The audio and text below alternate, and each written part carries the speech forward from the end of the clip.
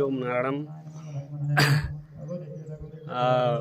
यस पवित्र पावन तपोभूमि रेसुङ्गामा पाल्नुहुने भक्तहरूलाई एकदमै स्वागत तथा धन्यवाद गर्दछौँ।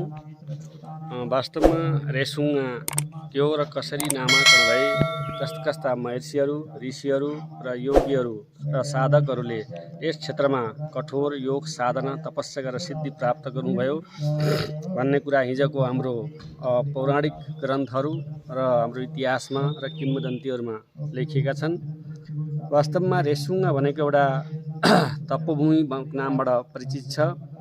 हिजो हाम्रो हिन्दू धर्म अनुसार 4 युगमध्ये त्रेता युगमा एउटा ऋष्य श्रृङ्गी, ऋष्य भनेको ऋषि और श्रृङ्गी भनेको एउटा सिंहपलाको उहाँ एउटा विभाण्डक नामका ऋषिका पुत्र भनेर पुराणहरूमा उल्लेख गरिएको छ। उनै ऋषिले यस क्षेत्रमा हजारौं वर्ष तपस्या गरेको हुनाले यस क्षेत्रको नामाकरण रेसुङ्गा रहेको भन्ने हाम्रो किम्वदन्तीहरूमा र हाम्रो हिजोका धार्मिक ग्रन्थहरूमा लेखिएको छ। हुन त यहाँ हजारौं महर्षिहरू ऋषिहरूले यो तपस्या गरेर पवित्र पावन तपोभूमि बनेको छ। तर पनि विशेष गरेर यहाँ 4 ऋषि स्वामीहरूको विशेष योगदान र वर्णन गरिएको छ। एउटा ऋष्य श्रृङ्गी ऋषि जसको नामबाट रेसुङ्गा नामाकरण भयो। त्यसपछि शशिधर स्वामी, लक्ष्मीनारायण स्वामी और यदुकानन्द स्वामी। शशिधर स्वामी और लक्ष्मीनारायण स्वामी हाम्रो छिमेकी जिल्ला अर्घा खाँचीको एउटा अर्घा भन्ने गाउँमा जन्म भएको। शशिधर स्वामीको जन्म 1804 मा भएको र 1850 देखि 1906 सम्म यहाँ बसेर उहाँले कठोर योग साधना तपस्या गरेर सिद्धि प्राप्त गरेको र त्यतिखेर यहाँ यिनी संरचनाहरू मन्दिरहरू नबनेको अवस्थामा ठुल्ठुलो रुखको पालभित्र बस्ने, त्यसैका बोक्रा र पात खाएर उहाँले कठोर योग साधना तपस्या गरेर सिद्धि प्राप्त गरेको भनेर हाम्रो इतिहासहरूमा उल्लेख गरेको छ। त्यसपछि उहाँकै छोरा लक्ष्मी नारायण स्वामी यहाँ आएको इतिहासमा उल्लेख छ। लक्ष्मी नारायण स्वामी 11 वर्षको उमेरदेखि बाल तपस्वी बाल ब्रह्मचारी भएर उहाँले पनि कठोर योग साधना तपस्या गरेर सिद्धि प्राप्त गरेको र उहाँले यस्तो सिद्धि प्राप्त गरेको भनेर इतिहासमा उल्लेख छ। उहाँले यस क्षेत्रमा नरसिंह अवतार लिनुभएको।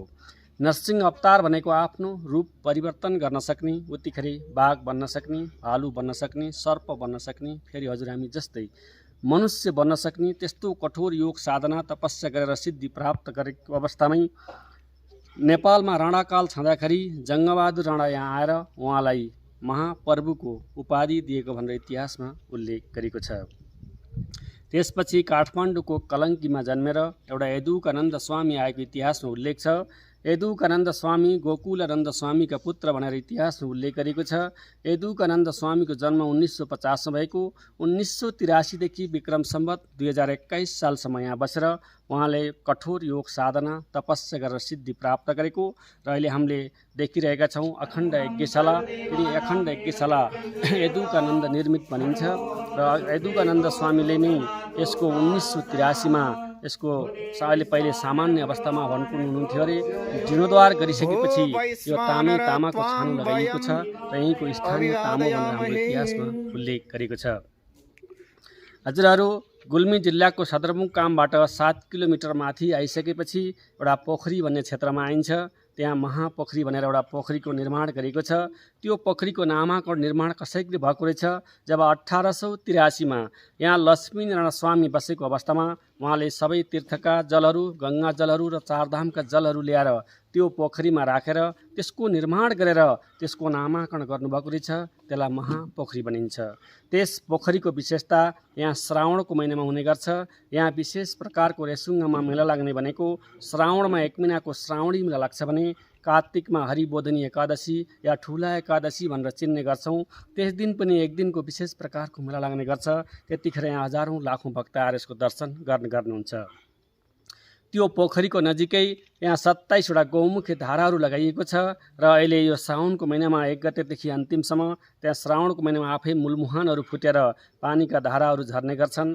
त्यहाँ नुहाएर प्रत्येक मन्दिरमा दर्शन गर्ने, जल चढाउने गर्नाले अनेक प्रकारका रोगव्याधि छन् भने नष्टाउने, आफ्ना मनोकामनाहरू छन् भने पूर्ण हुने हाम्रो जनविश्वास रहेको छ। हजुरहरू त्यस पोखरीबाट मासतिर 5-5-600 सिडी चढिसकेपछि एउटा गरुड स्थान भन्ने ठाउँमा आइन्छ। त्यहाँ गरुड भगवानको एउटा सामान्य मूर्ति हुनुहुन्थ्यो, मन्दिर हुनुहुन्थ्यो। त्यसको जीर्णोद्धार गर्ने हामी तयारीमा छौँ र जीर्णोद्धार गरिरहेका छौँ।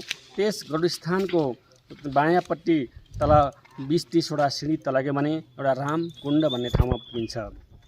रामकुण्डको कसरी उत्पत्ति भएको रहेछ, रामकुण्ड यहाँ राम भगवान पनि स्वयं आएको हाम्रो हिजोको किंवदन्तीहरू र ग्रन्थहरूमा लेखिएको छ।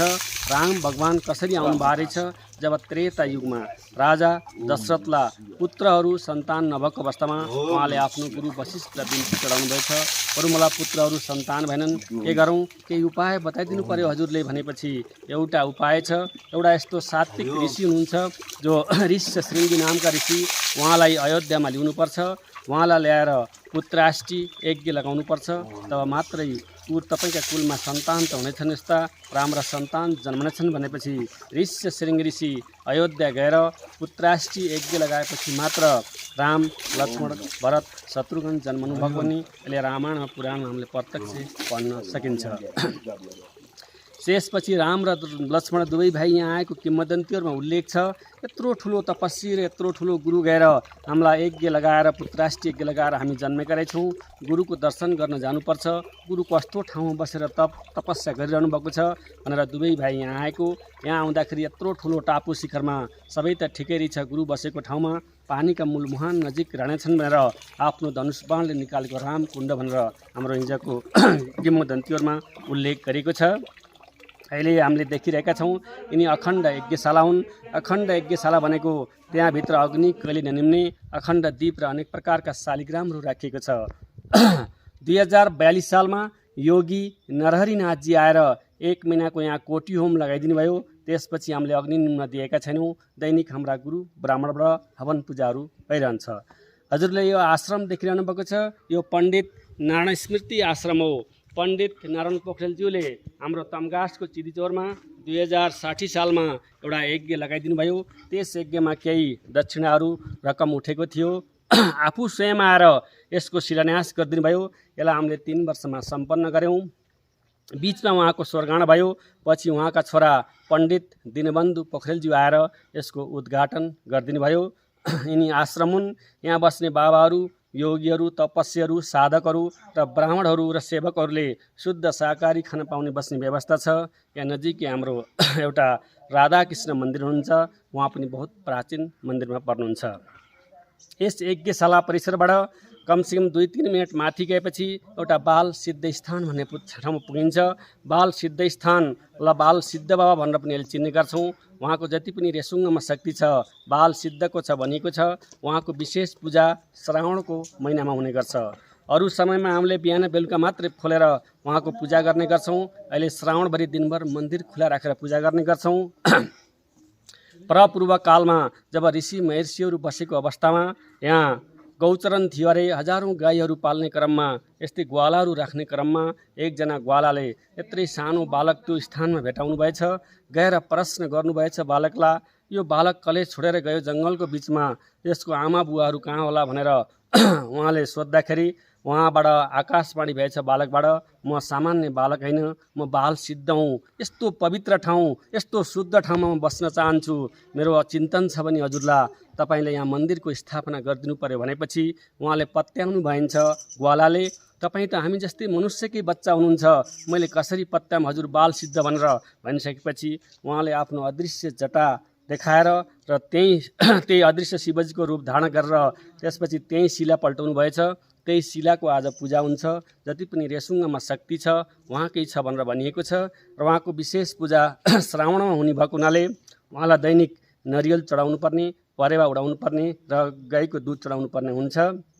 त्यो गर्नाले अनेक प्रकारका रोग व्याधि छन् भने नष्ट हुने, आफ्ना मनकामना छन् भने पूर्ण हुने, जसलाई निसन्तान छन्, सन्तान भएका छैनन् उनलाई सन्तान उत्पन्न हुने भन्ने हाम्रो इतिहास, जनश्रुति र जनविश्वास रहेको छ। त्यसको नजिकै हजुरले देख्नुभयो पर्यटकीय दृष्टिकोणले जुन ठाउँमा भ्यू टावर एउटा निर्माण गरेको छ त्यस स्थानबाट हिजो भ्यू टावर नबन्दै पनि हाम्रा पूर्वजहरूले र इतिहासमा लेखेअनुसार त्यहाँबाट भारतको गोरखपुर सुनौलीसम्म पनि देख्न सकिने। अहिले भ्यू टावर चढिसकेपछि हाम्रा नामी हिमालहरू गुर्जा, चुरेन, धौलागिरी, अन्नपूर्ण, मनास्लु, गणेश, बुद्ध लगायतका 28-30वटा हिमालका प्रत्यक्ष अवलोकन गर्न सकिन्छ भने अहिले हाम्रा छिमेकी जिल्लाहरू पाल्पा, अर्घाँची, स्याङ्जा, प्युठान पर्वत लगायतका 12वटा जिल्लाको पनि प्रत्यक्ष अवलोकन गर्न सकिन्छ। त्यसको 2 मिनेट अगाडि गयो भने 2टा समाधि स्थल छ। समाधि स्थल शशिधर स्वामी र लक्ष्मीनारायण स्वामीले यहाँ तपस्या गरिसकेपछि उहाँहरूको स्वर्गान यहीँ भएको रहेछ, उहाँहरूलाई समाधिमा राखिएको छ। त्यसमाथि 2टा शिवालय बनाएका छौँ, एउटा विष्णु पादुका र एउटा शिवालय भनेर दैनिक हामीले शिवजीको पूजा गर्ने गर्छौँ। तल पोखरीबाट 10-15 मिनट पैदल र 5 मिनट गाडीमा अगाडि गएपछि एउटा सानो रेसुङ्ग भन्ने ठाउँ पुगिन्छ। त्यहाँ पनि अहिले ऋष्य श्रृंग ऋषिको काल्पनिक मूर्ति राखिएको, त्यहाँ अहिले मन्दिर निर्माण भइरहेको र आश्रम पनि निर्माण भएको छ। त्यही आश्रममै यहीँ गुल्मीमा जन्मेका बाल तपस्वी, बाल ब्रह्मचारी स्वामी तदार्थ नन्दले अहिले 20 वर्ष भयो र उहाँले केवल फलफुल मात्रै खाएर आफ्नो साधना तपस्या गरिरहनु भएको छ भने यहाँभन्दा 1 घन्टा तल गयौँ भने गौशाला छन्। गौशालामा 2042 सालमा निर्मित गौशाला अहिले हामीले 150-200 गाईको हामीले संरक्षण गरिरहेका छौँ भने गौशालादेखि 10-15 मिनट तल गयौँ भने एउटा साउनी शिवालय भन्ने ठाउँ पुगिन्छ। तिनी शिवालय पनि यस्ता कलात्मक हिसाबका शिवालय छन्। जब 1883मा निर्मित शिवालय, जब यहाँ लक्ष्मीनारायण स्वामी बसेको अवस्थामा उहाँले आफ्नो हिउँदे आश्रम बनाउनु भएको रहेछ। हिउँदमा 3 महिना यहाँ हिउँ पर्ने भएकोले हिउँदे आश्रम बनाउनु भएको। त्यही आश्रममै उहाँको स्वर्गाण भएको र पछि यहाँ माथि ल्याएर समाधिमा राखिएको भन्ने इतिहासमा उल्लेख छ। वास्तवमा रेसुङ्गा भनेको एउटा आध्यात्मिक, धार्मिक र पर्यटक क्षेत्रको मानिएको छ। अरू यहाँ जैविक विविधताले पनि यहाँ वरिपरिको सेरोफेरो जति छ। नेपाल सरकारले राणा कालमा यसलाई धार्मिक वन भनेर घोषणा गरेको र अहिले 3 वर्ष भयो यसलाई संरक्षित वन भनेर पनि घोषणा गरिएको छ। यहाँ अनेक प्रकारका चराचुरुङ्गीहरू, जीव जन्तुहरू र जैविक विविधताले अनेक प्रकारका जडीबुटीहरूको पनि तथ्याङ्क निकालेका छौँ। पछिल्लो तथ्याङ्क अनुसार नेपालमा 886 प्रजातिका चराहरू पाइन्छन्। त्यसमध्ये 264 प्रजातिका हामीले चराको तथ्याङ्क निकालेका छौँ भने नेपालमा मात्र पाइने काँडे भ्याकुर चराको पनि हामीले तथ्याङ्क निकालेका छौँ।